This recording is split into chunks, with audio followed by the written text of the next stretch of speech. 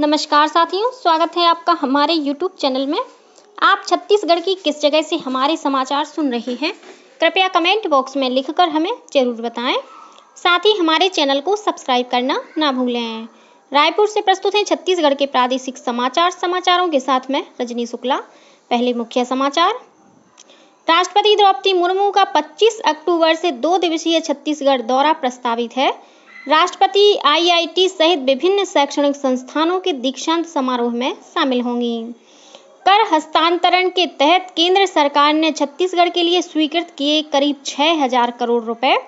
केंद्र सरकार ने प्रधानमंत्री गरीब कल्याण अन्न योजना और अन्य कल्याणकारी योजनाओं के अंतर्गत निःशुल्क फोर्टिफाइड चावल की आपूर्ति जारी रखने की स्वीकृति दी।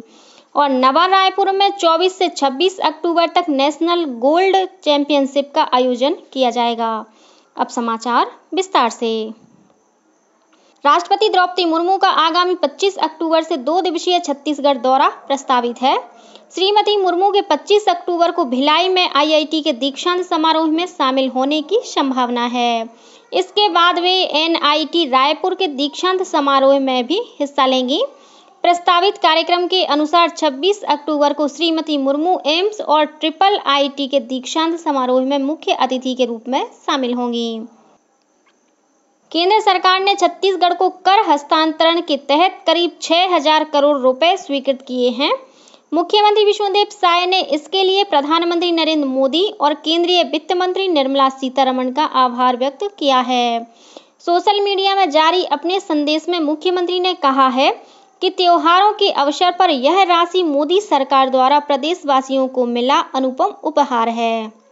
उन्होंने कहा कि इस राशि से निश्चित रूप से प्रदेश के वित्तीय संसाधनों को मजबूत करने में मदद मिलेगी।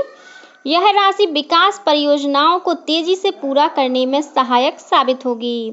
साथ ही इससे जन कल्याण के कार्यों में भी तेजी आएगी। केंद्र सरकार ने प्रधानमंत्री गरीब कल्याण अन्न योजना और अन्य कल्याणकारी योजनाओं के अंतर्गत इस वर्ष जुलाई से दिसंबर 2028 तक निःशुल्क फोर्टिफाइड चावल की आपूर्ति जारी रखने की स्वीकृति दे दी है। सूचना और प्रसारण मंत्री अश्विनी वैष्णव ने बुधवार को नई दिल्ली में कहा कि इस पहल से एनीमिया और सूक्ष्म पोषक तत्वों की कमी की समस्या दूर होगी। फोर्टिफाइड चावल में निर्धारित मानकों के अनुसार आयरन, फोलिक एसिड और विटामिन B12 जैसे सूक्ष्म पोषक तत्वों को मिलाया जाता है। राज्य निर्वाचन आयुक्त अजय सिंह ने त्रिस्तरीय पंचायत चुनाव की तैयारियों को लेकर कल नवा रायपुर में समीक्षा बैठक ली। बैठक में पंचायत और ग्रामीण विकास विभाग तथा सामान्य प्रशासन विभाग के अधिकारी मौजूद रहे। राज्य निर्वाचन आयुक्त ने त्रिस्तरीय पंचायतों के निर्वाचन के लिए परिसीमन और आरक्षण की कार्यवाही समय सीमा में पूरा करने के निर्देश दिए। बैठक में पंचायत और ग्रामीण विकास विभाग की प्रमुख सचिव निहारिका बारिक ने परिसीमन और आरक्षण के संबंध में अब तक की गई कार्यवाही की जानकारी दी। बैठक में मतदाता सूची की जांच जैसे विभिन्न विषयों पर भी चर्चा की गई। प्रसिद्ध उद्योगपति रतन टाटा को बुधवार को मुंबई में निधन हो गया। 86 वर्षीय श्री टाटा का एक निजी अस्पताल में इलाज चल रहा था। राष्ट्रपति द्रौपदी मुर्मू, उपराष्ट्रपति जगदीप धनखड़ और प्रधानमंत्री नरेंद्र मोदी सहित समाज के विभिन्न प्रमुख व्यक्तियों ने रतन टाटा की मृत्यु पर शोक व्यक्त किया है। वहीं छत्तीसगढ़ के मुख्यमंत्री विष्णुदेव साय, उप मुख्यमंत्री अरुण साव और भारतीय जनता पार्टी के प्रदेश अध्यक्ष किरण सिंह देव ने भी रतन टाटा के निधन पर शोक व्यक्त किया है।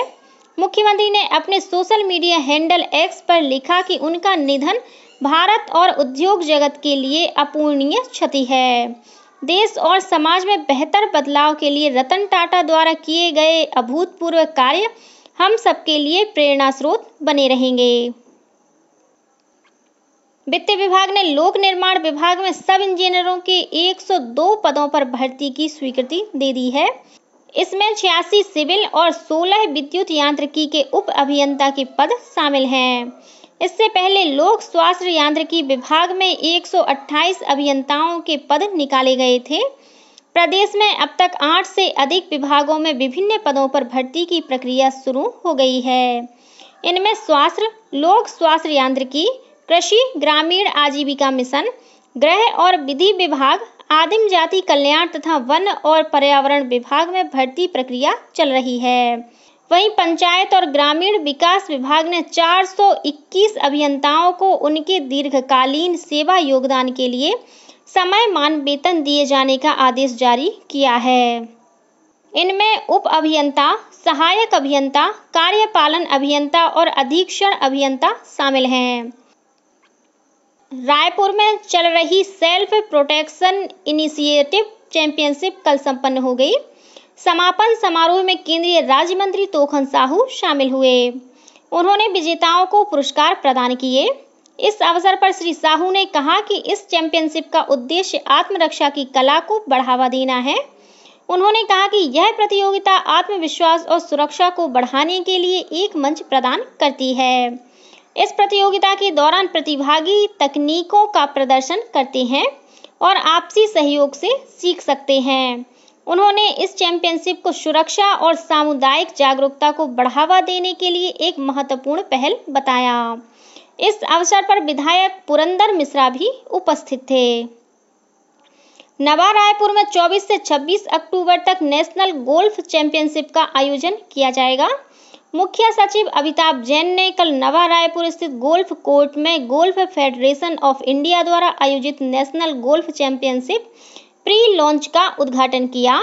इस राष्ट्रीय प्रतियोगिता में छत्तीसगढ़ सहित 20 राज्यों की टीमें हिस्सा लेंगी। प्रत्येक टीम में 6 सदस्य होंगे। चैंपियनशिप के लिए पहला पुरस्कार 10 लाख रुपए और रनर अप और 6 लाख रुपए दिया जाएगा। इस अवसर पर मुख्य सचिव ने कहा कि नेशनल गोल्फ चैंपियनशिप के लिए छत्तीसगढ़ की टीम के चयन से अन्य खेलों के साथ गोल्फ खेल के प्रति लोगों की रुचि बढ़ेगी। इस दौरान श्री जैन ने बादाम का पौधा भी लगाया। विश्व प्रसिद्ध बस्तर दशहरा के तहत कल फूल रथ की अंतिम परिक्रमा हुई। इस रथ में मां दंतेश्वरी के छत्र को रखकर गोल बाजार और मिताली चौक होते हुए वापस सिंह ड्योढ़ी के पास लाया जाता है। इसके बाद रथ से माई जी के छत्र को उतारकर मंदिर में रखा जाता है। रायपुर में सहकार से समृद्धि विषय पर कार्यशाला आयोजित की गई। कार्यशाला में केंद्र सरकार के सहकारिता मंत्रालय द्वारा सहकार से समृद्धि विषय पर की गई पहल के अंतर्गत राज्य में किए जा रहे विभिन्न कार्यों के विषयों पर चर्चा की गई। इस अवसर पर सहकारी बैंक द्वारा 8,36,000 से अधिक किसानों को रुपए किसान क्रेडिट कार्ड जारी किए गए।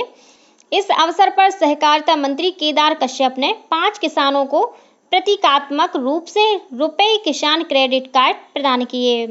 इस अवसर पर मंत्री ने सहकारी समितियों के अधीन 42 प्रधानमंत्री जन औषधि केंद्र इसी महीने के अंत तक खोलने के निर्देश दिए। उन्होंने अंबिकापुर और जगदलपुर के सभी पैक्स में माइक्रो एटीएम को सक्रिय रखने को कहा, जिससे धान खरीदी के दौरान किसानों को राशि आहरण में असुविधा न हो। और अब पेश है मौसम का हाल।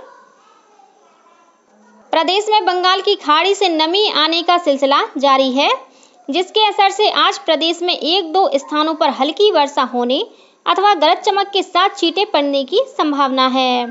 रायपुर स्थित मौसम विज्ञान केंद्र के मौसम विज्ञानी HP चंद्रा ने बताया कि प्रदेश के कुछ स्थानों पर आकाशीय बिजली गिरने के साथ ही अंधड़ भी चल सकती है। और अब कुछ अन्य खबरें संक्षेप में। राज्यपाल रमेन डेका कल माना कैंप और माना बाजार के दुर्गा पूजा उत्सव में शामिल हुए। मुख्यमंत्री विष्णुदेव साय ने एक सोशल मीडिया संदेश के माध्यम से बताया है कि उन्होंने कल नवा रायपुर स्थित नए मुख्यमंत्री निवास कार्यालय में विधिवत रूप से कामकाज की शुरुआत कर दी है। मुख्यमंत्री ने राष्ट्रीय डाक दिवस पर कल भारतीय डाक विभाग के कर्मियों को बधाई दी। एंटी करप्शन ब्यूरो ने कोयला घोटाला मामले में विशेष कोर्ट में कल करीब 2000 पन्नों का पूरक चालान पेश किया। कबीरधाम जिले में लोगों में साइबर अपराधों से बचने के लिए जागरूकता पैदा करने के उद्देश्य से अनेक कार्यक्रम आयोजित किए जा रहे हैं। इसी के तहत PG कॉलेज के ऑडिटोरियम में कल एक कार्यक्रम का आयोजन किया गया। जगदलपुर के लालबाग मैदान में कल 12 अक्टूबर से क्षेत्रीय सरस मेला आयोजित किया जाएगा। बिलासपुर जिले की सरकंडा पुलिस ने ऑनलाइन ट्रेडिंग के नाम पर करोड़ों रुपए की ठगी के एक आरोपी को गिरफ्तार किया है। 1 साल पहले प्रकरण दर्ज होने के बाद से आरोपी फरार था। दुर्ग जिले के ग्राम उमदा में पुलिस ने अवैध रूप से प्रतिबंधित तंबाकू युक्त गुटखा बनाने की फैक्ट्री चलाने वाले संचालक के साथ ही 2 अन्य आरोपियों को गिरफ्तार किया है। सरगुजा संभाग के बतौली राष्ट्रीय राजमार्ग पर कल तड़के एक सड़क हादसे में युवक युवती की मौत हो गई। भिलाई इस्पात संयंत्र के SMS 3 में कल सुबह हुई दुर्घटना में एक ठेका श्रमिक की मौत हो गई। बताया जा रहा है कि 2 क्रेनों की टक्कर में स्टॉपर टूटकर श्रमिक पर गिर गया, जिससे उसकी मौके पर ही मौत हो गई। शक्ति जिले के मोह गांव में बीती रात एक पिकअप वाहन अनियंत्रित होकर नहर में गिर गई। वाहन में कुल 21 लोग सवार थे, जिनमें से 3 बच्चे लापता हैं। SDRF की टीम बच्चों की तलाश में जुटी हुई है। और कांकेर जिले के देवी नवा गांव में करंट की चपेट में आने से 3 भालुओं की मौत हो गई। वन विभाग ने भालुओं का पोस्टमार्टम करवाकर उनका अंतिम संस्कार करवाया। इसी के साथ छत्तीसगढ़ के समाचारों का ये बुलेटिन समाप्त हुआ। नमस्कार।